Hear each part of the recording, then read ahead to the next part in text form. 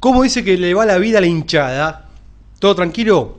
Bueno, gente, vamos a hablar de plexo braquial. Por acá todo bien, contento porque me gustó cómo quedó este tema, me parece que está piola.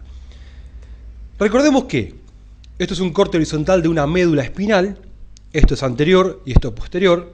¿Cómo nos damos cuenta? Porque el borde anterior de la médula, el surco medio anterior, es mucho más ancho y marcado y se nota que el surco medio posterior, que prácticamente no se nota. Esta es la sustancia gris medular, hasta anterior, hasta posterior, y vemos que el nervio raquídeo, como todo nervio, está formado por axones y dendritas, lo que en el sistema nervioso central sería sustancia blanca. Acuérdense de uno de los primeros videos de nervioso. Entonces, un nervio raquídeo está formado por una raíz anterior, que es motora, está de color colorado, y una raíz posterior, que es sensitiva. La raíz motora saca información, la raíz sensitiva la mete la información.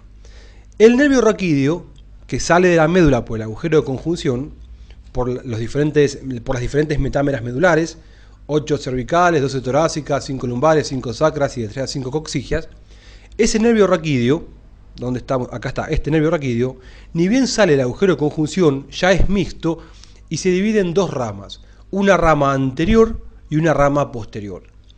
La rama posterior, desde cervical hasta coxigio, va a estar destinada a los músculos de la gotera, a los músculos posteriores de la columna.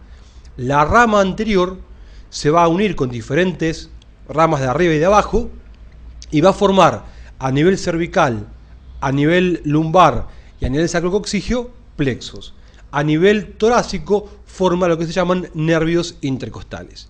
Entonces, cuando hablamos de un plexo nervioso, de estos plexos somáticos, hablamos de anastomosis de las ramas anteriores de los nervios raquídeos.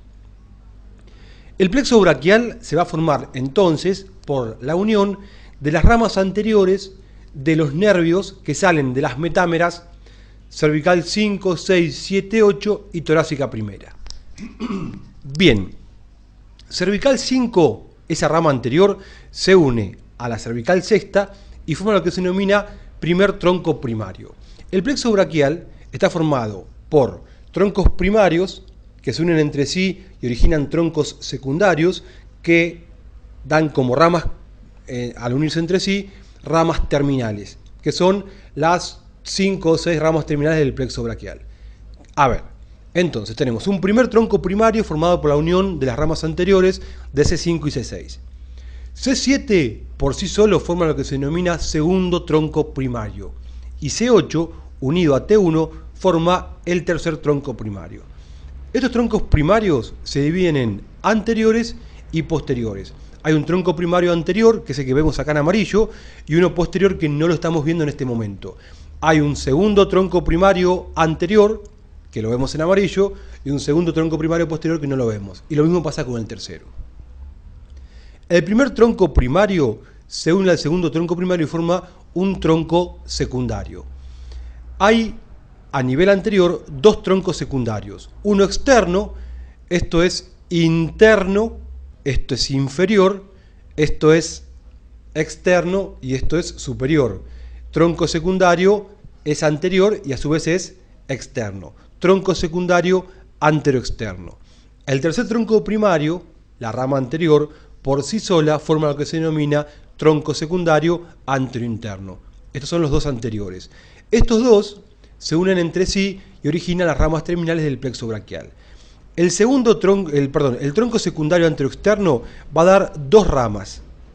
Una externa, que va a denominarse nervio músculo cutáneo, y una interna, que se une a la rama externa del tronco secundario anterointerno y forma lo que se denomina nervio mediano. Y después va a dar el tronco secundario anterointerno una rama interna que forma lo que se denomina nervio cubital. Estas son las ramas terminales anteriores del plexo braquial. El nervio mediano se forma de dos raíces. Una raíz interna, que a su vez es la rama externa de bifurcación del tronco secundario anterointerno y una raíz externa que a su vez es la rama interna de bifurcación del tronco secundario anteroexterno. Parece un trabalenguas, pero bueno, no es tan complicado. Hacia atrás tenemos los troncos primarios posteriores que se juntan entre sí y forman el tronco secundario posterior. El tronco secundario posterior, o llamado radio circunflejo, va a originar a dos nervios. Uno bien externo, que es el nervio circunflejo, y uno más interno e inferior, que es el nervio radial. Y aquí las 5 ramas terminales del plexo braquial. El tronco secundario anterointerno va a dar un nervio que se denomina nervio braquial cutáneo interno, y luego su accesorio. Algunos autores toman a este braquial cutáneo interno como una rama terminal también. Aparte de las terminales, el plexo braquial va a dar ramas colaterales, que se dividen en anteriores, las que salen de los troncos anteriores, y posteriores, las que salen de los troncos posteriores. Como anteriores tenemos el nervio del subclavio, que sale de C6 más o menos, el asa de los pectorales, o del pectoral mayor en realidad, que nace de los troncos secundarios anteroexterno y anterointerno, y como posteriores marcamos el nervio del serrato mayor, naciendo de C5 y C6, el nervio superior del subescapular, naciendo de C6, y naciendo del tronco secundario posterior, los nervios inferiores del subescapular, del dorsal ancho y del redondo mayor. He aquí las ramas colaterales del famoso plexo braquial. Si hablamos de relaciones de este plexo braquial, importantísima relación vascular con la arteria subclavia. ¿Qué pasa? Entre los troncos secundarios anterior y el posterior, echa un sanguchito. Por delante de los troncos secundarios tenemos la vena subclavia, que recibe a la vena cefálica, y acá vemos cómo a este nivel la arteria axilar da la arteria acromioctorácica, principal relación del plexo braquial. Si lo analizamos con otras partes del cuerpo, no solamente con los vasos, vamos a ver que los troncos primarios corresponden a la región supraclavicular y están en relación con los escalenos y la arteria subclavia que pasa por delante. A nivel de los troncos secundarios vemos que está contenido en la axila, y la arteria axilar se hace sanguchito entre los troncos secundarios anteroexterno y anterointerno. Una contractura de la musculatura cervical puede comprometer las raíces de este plexo braquial y producir dolores periféricamente. Puede doler el lado interno del brazo, el lado externo, puede doler la mano, puede doler el pulgar, la eminencia tenar, y la causa no está originada a nivel de la muñeca ni de la mano, sino que está originada a nivel cervical por una contractura. Es muy común de ver eso. Y bueno, cualquier lesión a nivel de la axila puede comprometer uno de estos troncos y traducirse como una parálisis o como una paresia. Una parálisis o una paresia. Gente, les mando un abrazo enorme. Espero que les haya servido plexo braquial, y cualquier cosa me pegan el chiflido. Saludos y éxitos para todos. Chau, hasta luego.